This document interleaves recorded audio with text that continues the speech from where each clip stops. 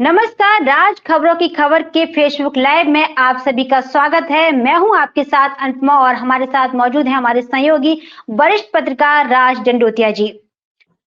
दोस्तों, मध्य प्रदेश की 230 विधानसभा सीटों पर बीजेपी ने अपना कब्जा जमा लिया है और मध्य प्रदेश के ग्वालियर की 6 विधानसभा सीटों की बात करें तो वहां पर अब नतीजे पूरी तरीके से साफ हो चुके हैं और यहाँ पर 50-50 का आंकड़ा रहा है। 3 सीटों पर कांग्रेस ने जीत हासिल की है तो वहीं 3 सीटों पर भाजपा ने जीत हासिल की है।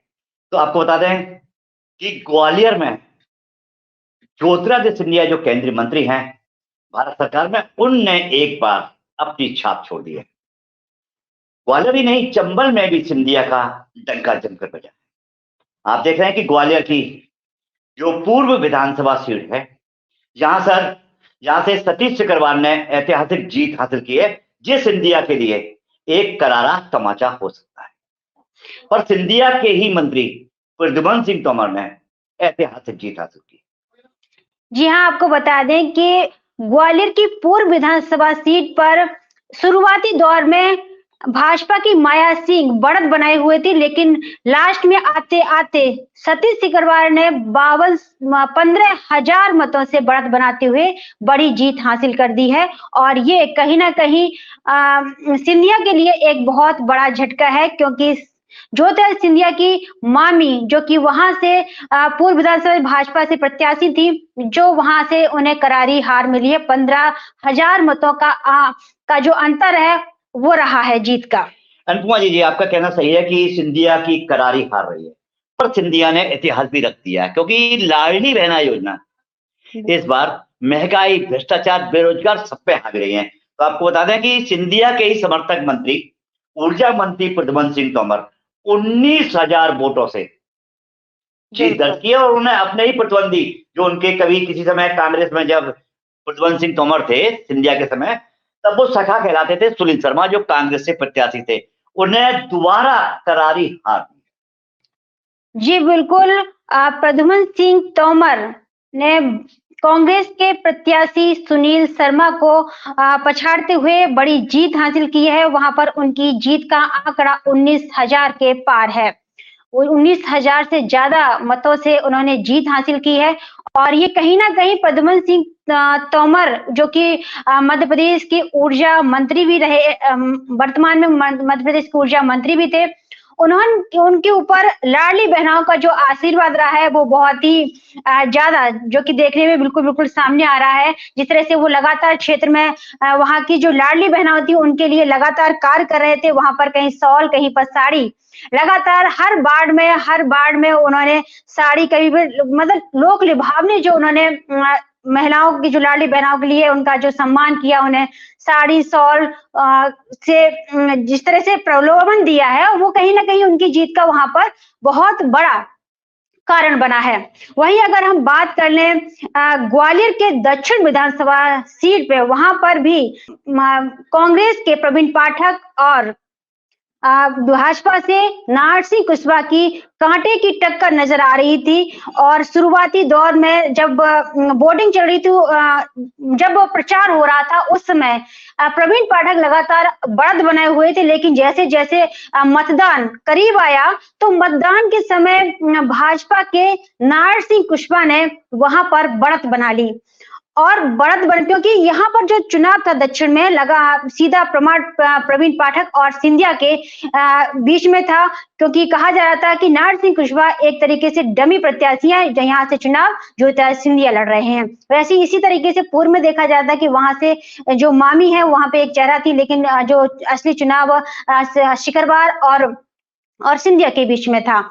और यहाँ पर दक्षिण विधानसभा में नारायण सिंह कुशवाहा भाजपा के प्रति उन्होंने 2200 मतों से जीत हासिल कर ली है। जी, तो आपको सही कहा आपने कि सिंधिया विश सतीश सिकरवार, सिंधिया विश प्रवीण पाठक का ये मतदान था और ये चुनाव था, और उसमें करारी हार सिंधिया की ही मानी जाएगी।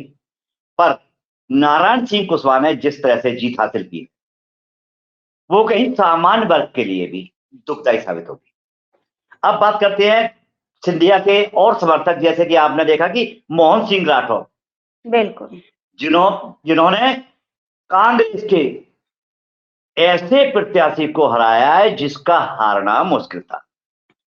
आप देख रहे हैं कि जो मोहन सिंह राठौर हैं, उन्होंने ऐतिहासिक 22,000 की जीत हासिल की है और जिस सिंधिया के लिए एक संजीवनी से कम नहीं है। जी बिल्कुल, ये उनके लिए एक प्लस पॉइंट है कि सिंधिया ने यहाँ से बोला जा रहा था, यहाँ से जो कि ग्वालियर से मुश्किल से अगर भाजपा को 2 सीटें मिल जाए वो बहुत ही मुश्किल है, लेकिन यहाँ पर 50-50 का आंकड़ा रहा है, क्योंकि ग्वालियर एक ऐसा क्षेत्र माना जाता है यहाँ की जो जनता है वो जागरूक है और कहीं ना कहीं जिस तरीके से भाजपा को अन्य राज्यों में जो इस तरीके से बढ़त मिली है वो ग्वालियर में कम देखने को मिला है, क्योंकि यहाँ पर 50-50 का मामला रहा है। अनुपमा जी, आपको बता दूं, आपने कहा ना कि ग्वालियर की जनता जागरूक है, समझदार है और ईमानदार है।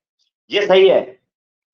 ग्वालियर की जनता ने कांग्रेस को वहां पर ही जीत दी है जहां पर अधिकतर पढ़े लिखे लोग रहते हैं। जैसे कि आप दक्षिण की बात करें, दक्षिण ग्वालियर का वो क्षेत्र है कि जहां पर बहुत सी संख्या में गरीब, मध्यम वर्गीय और खास करके एक विशेष जाति कुशवाहा के लोग रहते हैं। इसलिए यहां पर बीजेपी को सफलता मिली है, क्योंकि यहां पर लाडली बहना ने जमकर अपना जलवा दिखाया है। दूसरा कारण रहा है कि यहां पर जाति फैक्टर कुशवाहा समाज के काफी वोटर थे। जी बिल्कुल, और इसी को लेकर आप देख रहे हैं कि 1200 वोटों से 2200 वोटों से यहां पर जीत हासिल की है, जो कोई ज्यादा जीत नहीं है, क्योंकि जो कांग्रेस के प्रत्याशी है प्रवीण पाठक, उनने भी अच्छी टक्कर दी है।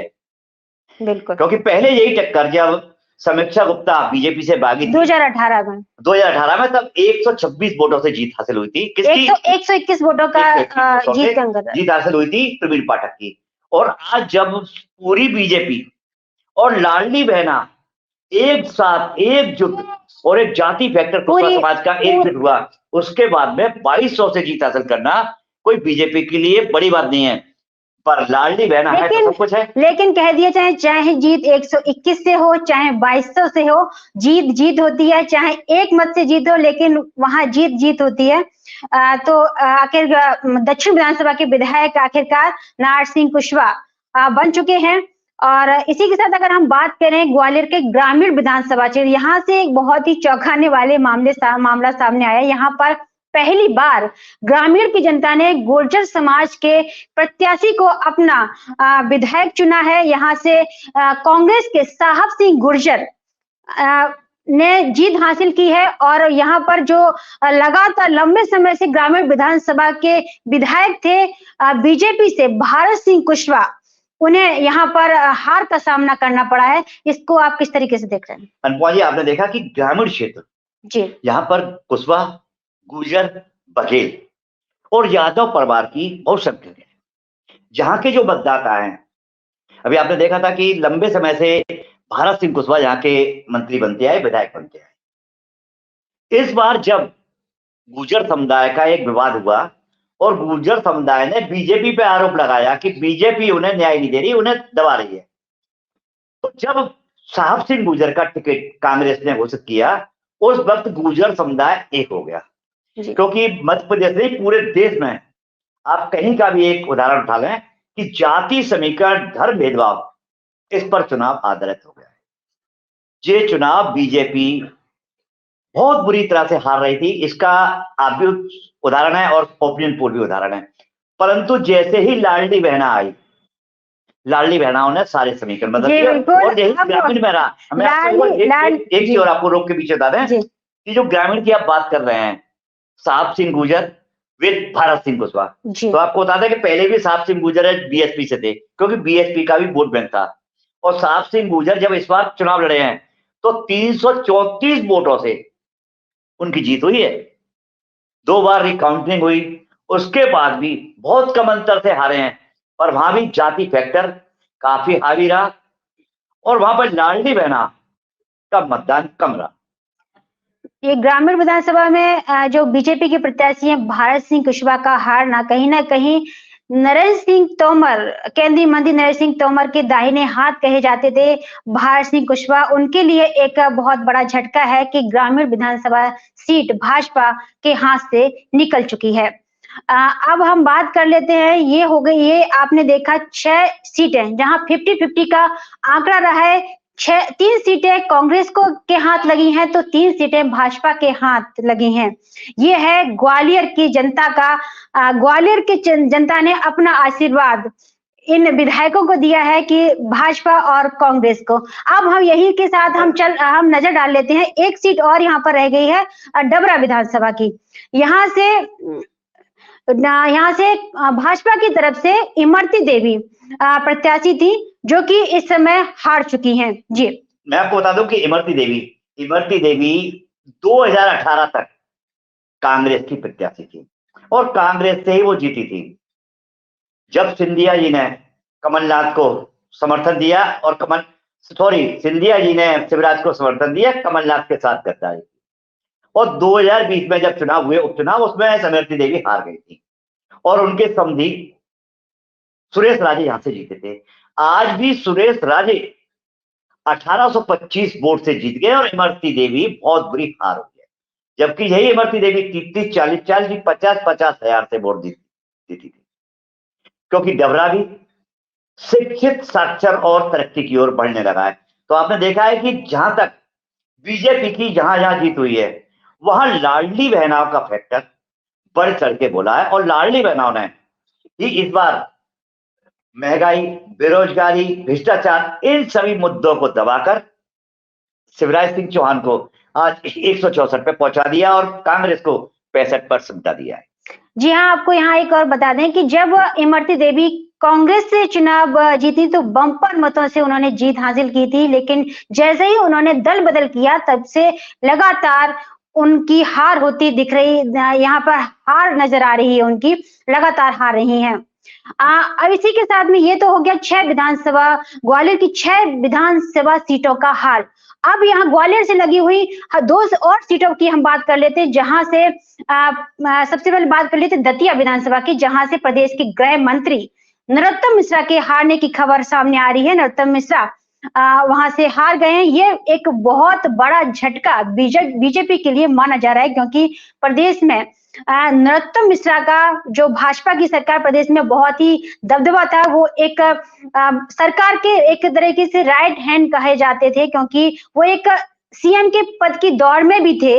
वो वहां से दतिया विधानसभा से नरोत्तम मिश्रा, जो कि मध्य प्रदेश में गृह मंत्री थे, वो हार चुके हैं वहां पर। जी, नरोत्तम मिश्रा दाहिना हाथी नहीं थे। नरोत्तम मिश्रा प्रदेश के अगले मुख्यमंत्री के दावेदार थे, पर जहां भी जाति फैक्टर दतिया में काफी हावी रहा और सबसे बड़ी हार बीजेपी की, सिंधिया से भी बड़ी हार दतिया की हार मानी जा रही है, क्योंकि यहां पर माई पीताम्बरा का देवस्थान है और ये राजनीति के नेताओं की प्रेरणा स्रोत और उनको जीत दिलाने वाली देवी का दरबार था, जहां से नरोत्तम मिश्रा की करारी हार हुई है। जी बिल्कुल, नरोत्तम मिश्रा की यहाँ से करारी हार है, जो कि बीजेपी के लिए कहीं ना कहीं बहुत बड़ा झटका है।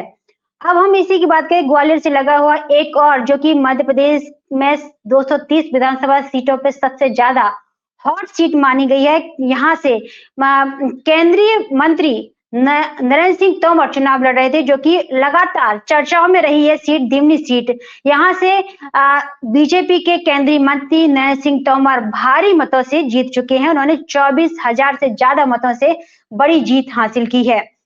जी, आपने नरोत्तम मिश्रा की बात की। हॉट सीट ग्वालियर में से 2 ही थी, एक तो दिमनी, मुरैना की दिमनी, और दतिया की नरोत्तम मिश्रा वाली। तो नरोत्तम मिश्रा ने यहाँ पर 8,800 की मात की है, कोई छोटी मोटी हार नहीं है। पहले नरोत्तम मिश्रा यहाँ पर 3-4 हजार से हारते थे, इस बार नरोत्तम मिश्रा 8,800 वोटों से हारे हैं, जो बीजेपी के लिए बहुत बड़ा झटका है। अब बात करते हैं दिमनी की नरेंद्र सिंह तोमर वाली सीट पे। तो आपको बता दें कि यहां भी जाति फैक्टर जमकर चला है और यहां पे तो दल बदल और कांग्रेस के प्रत्याशी रविंद्र तोमर पर आरोप लगा था कि उन्होंने नरेंद्र सिंह तोमर के सामने सिलेंडर कर दिया, और उसका एक प्रमाण भी दिखा कि नरेंद्र सिंह तोमर की ऐतिहासिक 15,000 वोटों से जीत हुई है। 24,000 से ऐतिहासिक जीत हुई है। और तीसरे नंबर पर वर्तमान विधायक जो कांग्रेस के थे रविंद्र तोमर भड़ौसा, वो आए हुए हैं। जी हाँ, आपको बता दें कि नरेंद्र सिंह तोमर उस समय सबसे ज्यादा विवादों में आए जब उनके बेटे प्रबल प्रताप सिंह तोमर देवेंद्र प्रताप सिंह तोमर पर एक भ्रष्टाचार का आरोप लगा था, करोड़ों के लेन देन का जो आरोप लगा था, हवाला का आरोप लगा था। उसके बाद में नरेंद्र सिंह तोमर की ये सीट बहुत ज्यादा विवादों में आ गई थी और कहा जा रहा था कि इसके बाद में नरेंद्र सिंह तोमर भारी मतों से हार जाएंगे और वहां से बसपा के प्रत्याशी डंडोतिया जीतेंगे। लेकिन यहाँ पर जिस तरीके से नरेंद्र सिंह तोमर ने बढ़त बनाई और 24,000 का आंकड़ा उन्होंने पार किया, 24,000 से उन्होंने जीत हासिल की, ये कहीं ना कहीं भाजपा के लिए बहुत बड़ी जीत है। हाँ बिल्कुल, भाजपा के लिए जीत है कि 164 और कांग्रेस को 162, एक ओनली 65 पर सीमेंट दिया है। पर जहां पर सबसे वाली सोचने वाली एक बात है कि सरकार के खिलाफ भी काफी आक्रोश था, बदलाव की बात भी थी। आपको बता दें कि शिवराज सरकार के 33 मंत्री चुनाव लड़ रहे थे इस बार। 33 मंत्रियों में से 12 मंत्री हार गए। लाडली बहना की जो आंधी चली, उस आंधी के बावजूद 12 मंत्री हार गए हैं। जिसमें सबसे पहले हम बात करते हैं गृह मंत्री नरोत्तम मिश्रा, जो 8,800 वोटों से हारे हैं।